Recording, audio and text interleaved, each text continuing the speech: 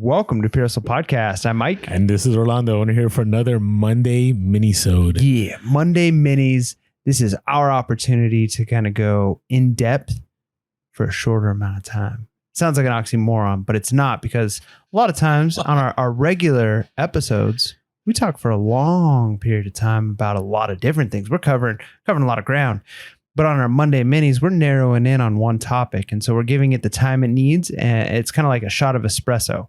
You know, you can, in about 8 to 15 minutes, you're going to get a lot of information that hopefully will be useful for your reselling adventures, your reselling life, make you more money. Because that's what this is about. We want to make you money and make sure that things are going well for you. And today, what are we talking about?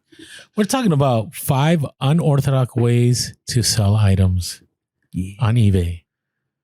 Yeah, I'm looking at these and I don't. Some of them are unorthodox. Yeah, I don't know. I didn't know what to title it. I just wanted to do something different. Yeah, unique things to sell, unusual, different, but not something that you're just gonna go out and buy and it's gonna sit in your store for like a year or 2 or 10. Yeah, so this is like not the top 5 brands. Like go buy Patagonia, you know, and it's a little different than that, but it's kind of that same concept of like things that do sell well. But aren't necessarily like, hey, every time I'm out and I see, you know, a North Face, I know to pick it up. Like this is stuff that not everybody thinks about. Now there are some people who they get it, they're already in these, you know, niches and they're like crushing it.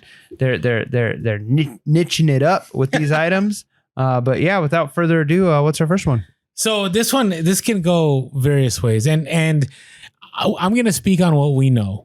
Like, for example, there are a lot of people that do sell parts of like washers and dryers and like big appliances like ovens. Like I'm not familiar with those, but I will tell you, I've sold all kinds of pieces from espresso machines. I've sold pieces from Vitamix mixers. I've sold pieces. Even this last time, I sold a bunch of accessories from a Sunbeam mixer from the 1950s.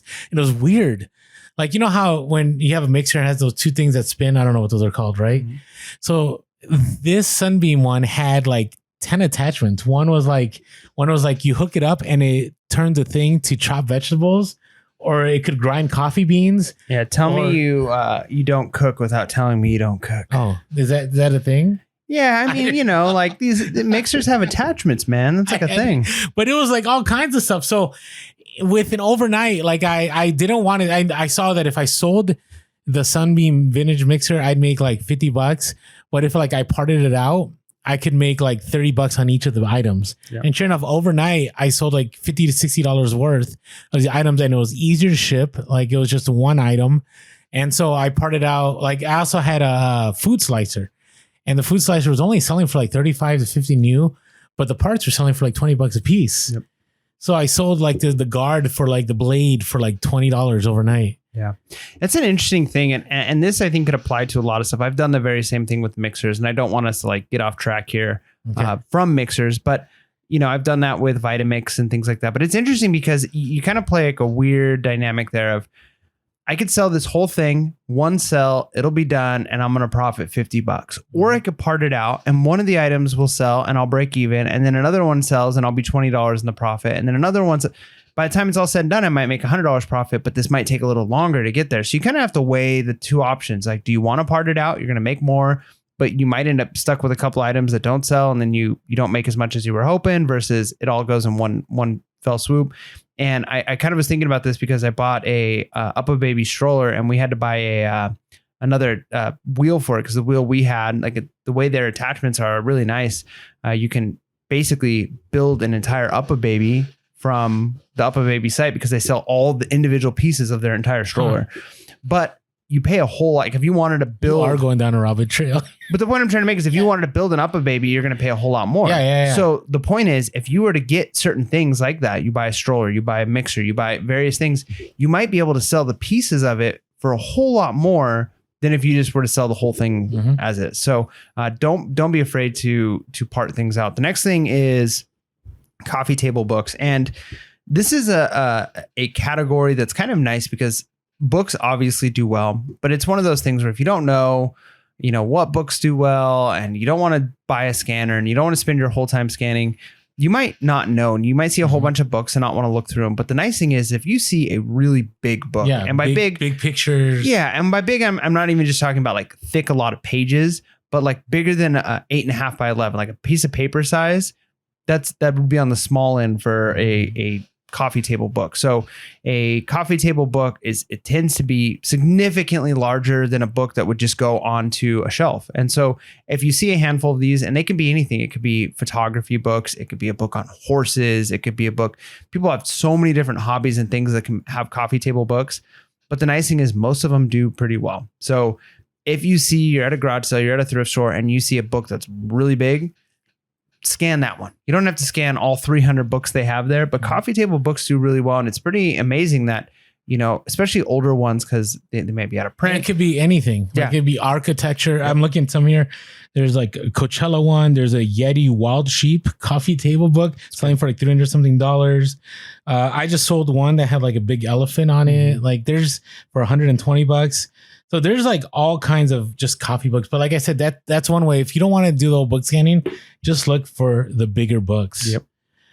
All right. This next one, power adapters and cords. And the reason being is it could be either be another reseller, or it could be somebody who has an item. They really like that item and they just can't find it. So for example, all the time I sell video game power cords. Not all the time, like every day, but one or two a week sometimes. But for like vintage consoles, right? So there's like, if you're trying to find one for like the Atari 2600, you find one and somebody wants to play this old vintage one, but they have the console, but they can't find their power cord.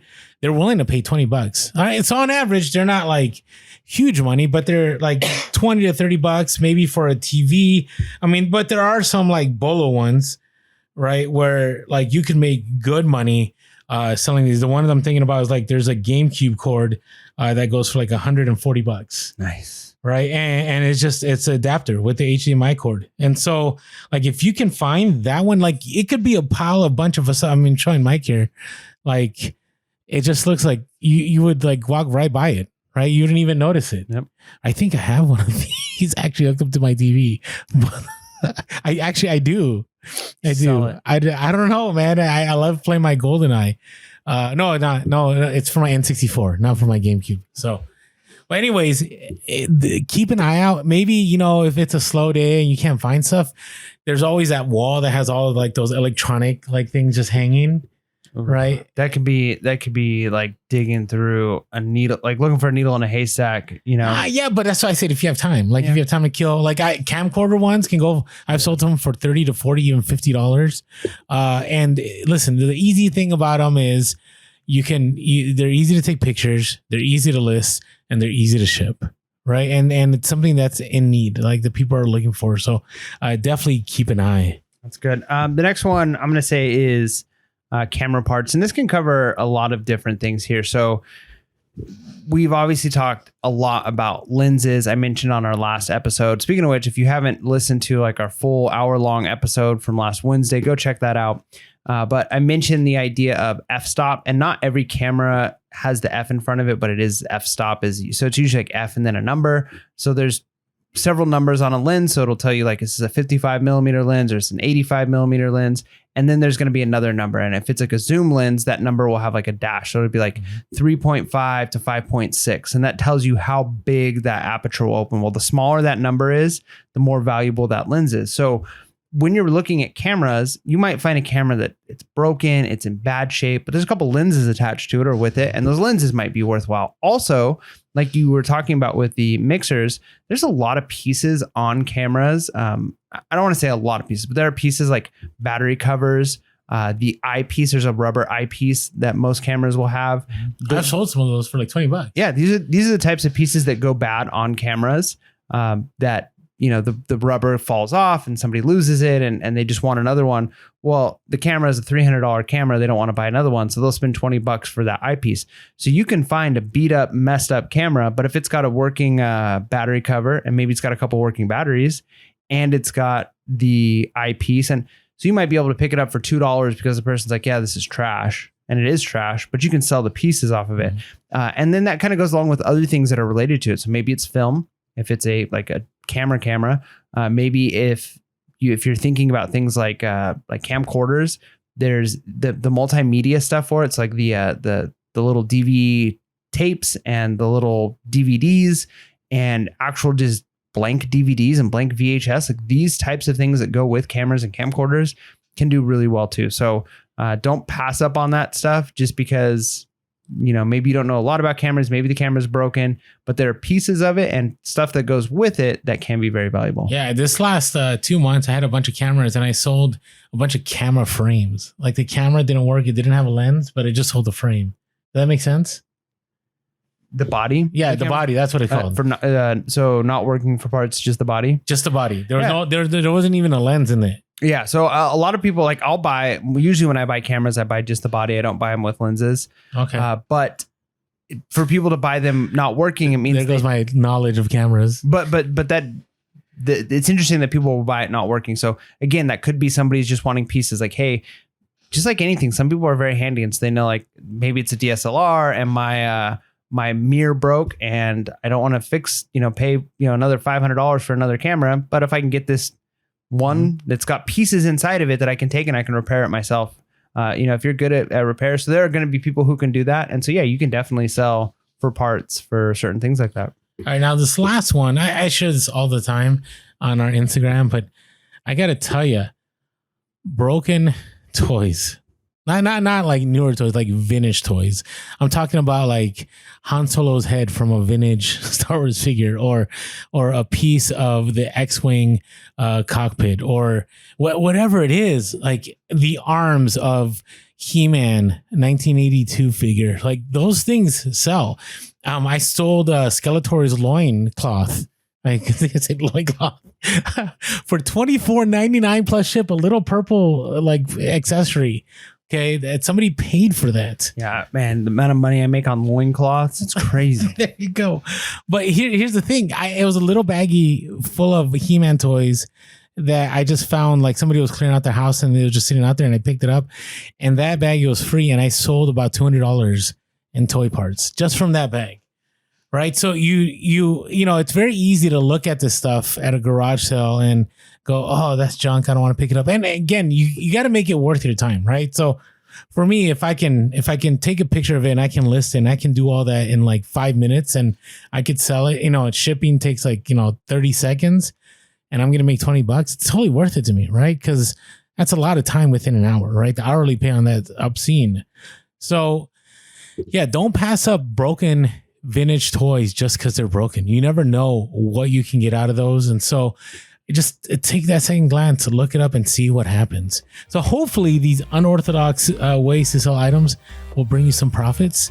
And also make sure to catch our longer form podcast on Wednesday. And with that being said, make sure to be real, be relevant, and be reselling late. Peace.